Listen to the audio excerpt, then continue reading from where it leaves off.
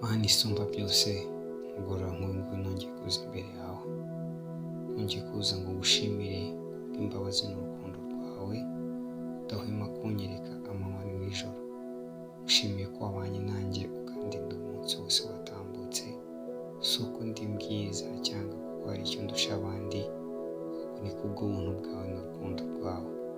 Kanya nk'aka ngaka rero Data mwiza ndagushimiye, uherwe icyubahiro kuko uri Imana isumba byose.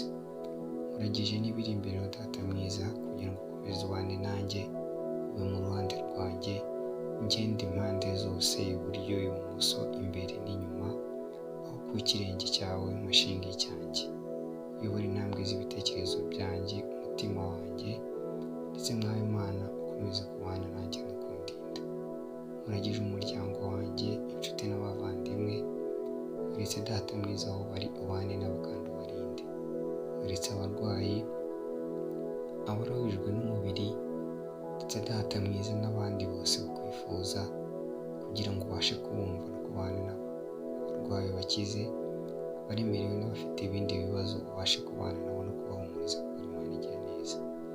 Komeza ubane natwe rero, tukuruze neza yawe, utwiyegereze kuko turabizi neza ko turekuye twagwa.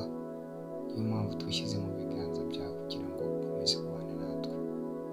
Reka uturinde kandi utwiyegereze kuko uri Imana nyamana kandi uri Imana yo guhungirwaho.